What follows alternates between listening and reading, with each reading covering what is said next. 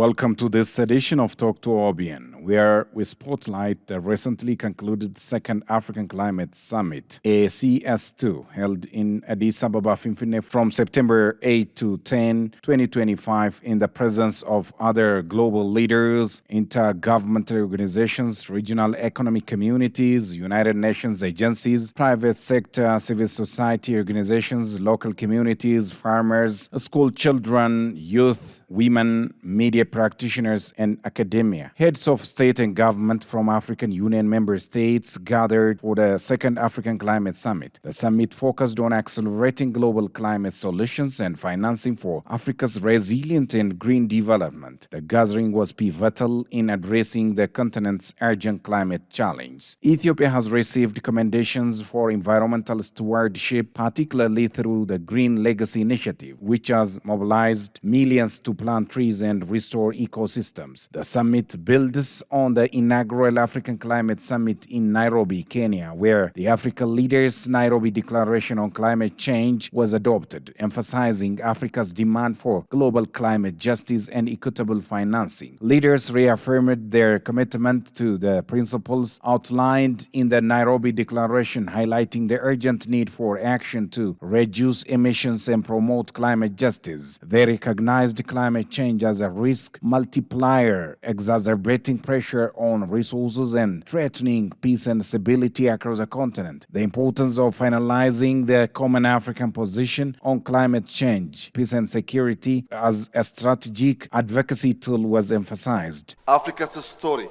at climate summits begins with what we lack: lack of finance, lack of technology, lack of time. Let us begin instead with what we have. The youngest population in the world, bursting with creativity and innovation. The fastest growing solar belt on Earth. The planet's last carbon vaults in our forests, wetlands, and coasts. Vast arable land that can feed a growing continent and beyond. Rich deposits of critical minerals for green technologies. Renewable energy from sun, wind, water, and geothermal. And a tradition of resilience and innovation built over millennia. It is a privilege to gather here in Addis Ababa, a city that has often been the stage of Africa's unity, and that today reminds us of the strength of our collective purpose. I thank Ethiopia for its generosity in hosting us and for carrying forward the spirit of Nairobi into this Second Africa Climate Summit. 2 years ago, I had the honor of welcoming you to the inaugural Africa Climate Summit in Nairobi. Then, we looked ahead to a future of possibility, of global collaboration and resilient prosperity and inclusive growth for Africa. In Nairobi, we introduced a bold new perspective of Africa as a continent of opportunity and source of solution, not just a victim. We framed climate action not as a burden, but as a driver of economic growth, transformation, and job creation for African communities. Together, we adopted climate-positive growth as our development paradigm. In doing so, the Nairobi Declaration established Africa not only as a partner, but as a power in the emerging global order. The vulnerability of our member countries caused by climate change, debt burden, and the structural inequalities of the international financial architecture must be redressed through climate justice. We need a genuine cooperation for the implementation of our continent's adaptation plan by providing financial resources, technology, and expertise. We gather under a vital, timely theme: accelerating global climate solutions, financing for Africa's resilience and green development. Somalia stands in full alignment with this vision prioritizing Africa-led solutions and mobilization of accessible and affordable climate finance at scale.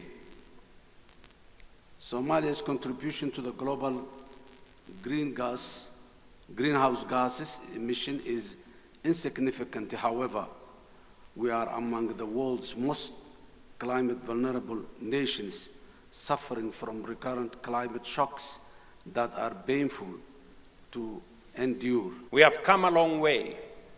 Our potential is recognized, our voice is heard, and our solutions are being deployed. From green infrastructure and climate-smart agriculture to landscape restoration, waste management, and even cutting-edge technologies like direct air capture. Across the continent, African entrepreneurs and communities are innovating and building resilience from the ground up. Yet, while progress has been made, the world around us is changing fast. Global interconnectedness is deepening, but so too is the temptation to retreat into narrow self-interest, transactional partnerships, and short-term gains. If we make the right choices now, Africa can be the first continent to industrialize without destroying its ecosystems. An economy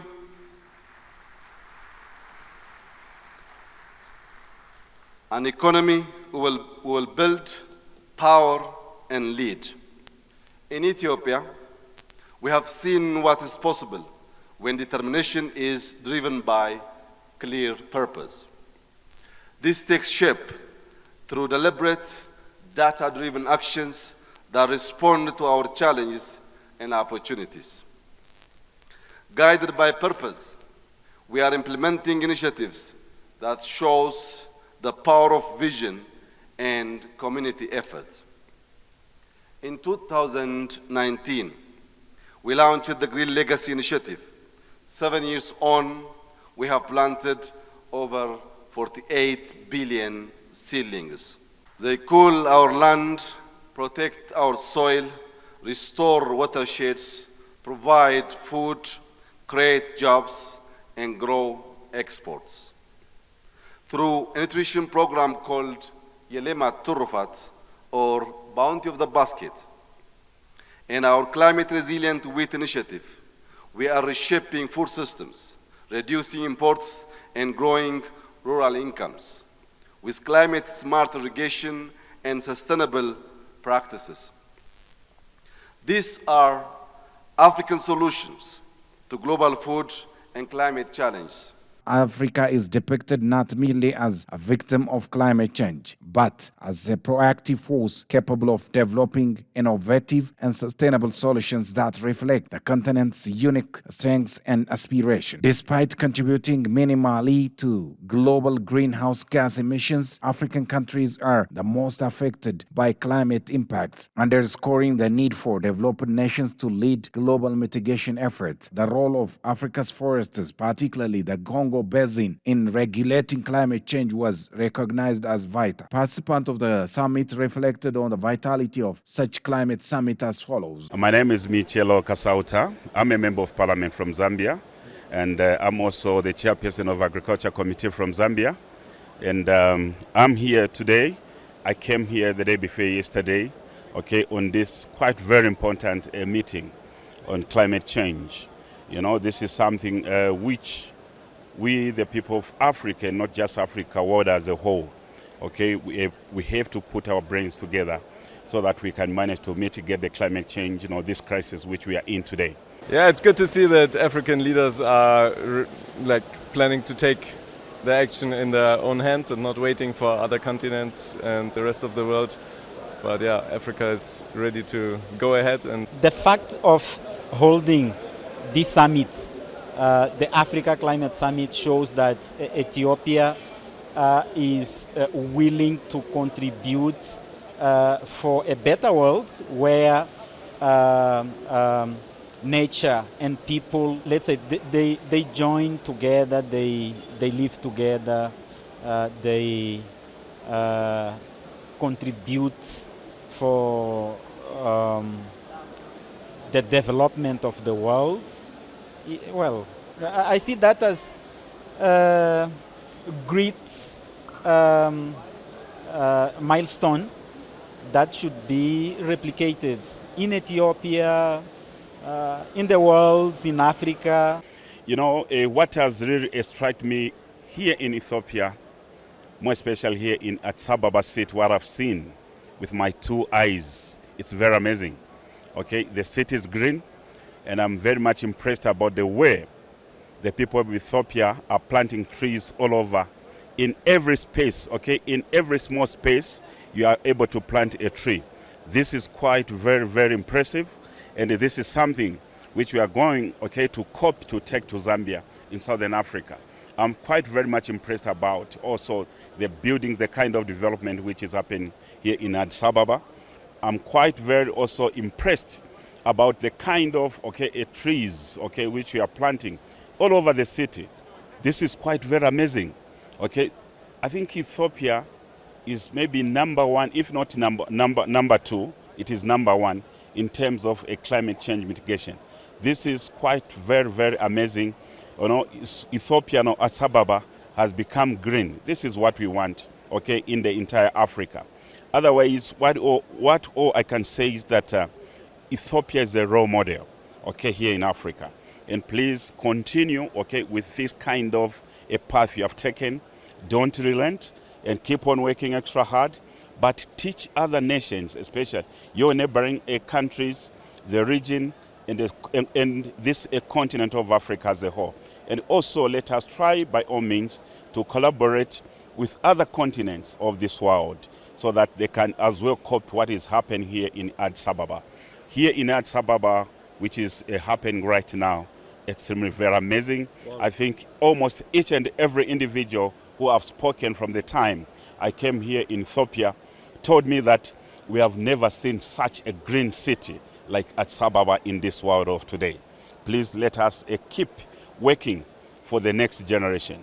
And once we do this, our next generation are going to find a very conducive environment. Okay, let us not destroy our environment. Wow. Let's plant more trees. The summit acknowledged various climate initiatives aimed at adaptation initiative and the Africa Renewable Energy Initiative. The Committee of African Heads of State and Government on Climate Change, CAHOSAC, was praised for its unified approach and political leadership. Leaders reaffirmed their commitment to the UN Framework Convention on Climate Change, UNFCCC, and its Paris Agreement, calling for the establishment of the African Climate Change Fund to tackle pressing climate challenge. As Africa is warming faster than the global average, the need for urgent and equitable intervention was highlighted. Robust climate science is deemed essential for informing policy and measuring progress, and the ongoing work of the Intergovernmental Panel on Climate Change was recognized for refining climate science and guiding equitable solutions. The leaders emphasized the importance of embedding climate resilience within peace and security strategies, reaffirming their commitment to the UNFCCC. During the summit, it was noted that Africans should work on early warning by collaborating with such as the UN's World Meteorological Organization, WMO. I'm Celeste Saulo. I'm the Secretary General of the World Meteorological Organization. I come from Argentina, and I used to be the director of my own meteorological service, and I am also a researcher in the field of atmospheric sciences. So I have a long tradition of working in the area of meteorology, climate, and early warning. So that's my passion. I'm very happy that the African continent has this climate summit. It's extremely relevant for the continent. Because the continent is exposed to many natural hazards, and we need to find the right responses to those hazards. And I was also very happy to hear from the high-level authorities that they are ready to support the respective countries for Africa to be part of the solution. Of course, all of them put emphasis into the the shared responsibilities and a just transition, which I fully support. But at the same time, every single country can do something in the climate action arena, and I'm happy to see that Africa stands up for that. What's the role of world meteorological organizations in connection with climate action? First of all, the World Meteorological Organization is the specialized agency of the UN system of the United Nations that is responsible for weather, climate, and water. That means that we have a role in three main aspects. First, to gather all the data to really understand how the system behaves. When I mean the system is the atmosphere, the rivers, the oceans, everything. So it's about gathering all the meteorological and hydrological data. Then it's about sharing that data using protocols and standards that are shared across the world. And then it's about having the best forecasts possible to support decision making. So that is what WMO does. We support countries to really do their work in terms of data, observational networks, forecasting capabilities, early warning systems, and of course, knowledge development. Well, how do you see the Ethiopia's initiative, mainly this Green Legacy initiative? Certainly, it's a concrete climate action project where you are putting a huge effort in recovering your green spaces. And there are many things associated with that. Important investment in the National Meteorological Agency of Ethiopia that has a strong role in this country and has huge responsibility at the regional level. And also the awareness of the Prime Minister and also of many authorities within the country that meteorology is not only about the forecast you see on TV. Meteorological data, climate data, is climate intelligence. So the translation from climate information, let's say a temperature data, to a productive information like how will my productivity increase because of the expected temperature or the expected rains or the expected winter or the expected rainy season. What will happen? So it's about using climate information for decision making, and I think that Ethiopia is very well positioned in terms of using your own climate intelligence. Ethiopia launched its own early warning system initiative roadmap. What does it mean? It means that Ethiopia, together with the risk managers and the telecommunication agencies, of course the Med Service and Red Cross, have been working to assess how they are now and where they want to be to provide better early warning systems. That's the roadmap, how you see yourselves in a couple of years from now. So having the roadmap is like having the vision where you want to go. And then it's important because certainly you know where you want to go, and WMO will support, of course. Finally, the Assembly recognized the need for sustainable supply chain for green minerals and launched Africa's Green Mineral Strategy to harness the continent's mineral wealth for climate-resilient development, building integral value chains and promoting local beneficiation were deemed essential for inclusive growth, guided by transparent governance and national development priorities. The Addis Ababa Declaration represents a unified commitment from African leaders to confront the pressing challenge of climate change through innovative solutions, equitable financing, and collaborative efforts as the continent prepares for future climate negotiations. This declaration serves as a call to action for both African nations and the global community to prioritize sustainable development and climate resilience. Participants appreciated the Addis Ababa Finfinne clean and greenery look. I think I can rate Ethiopia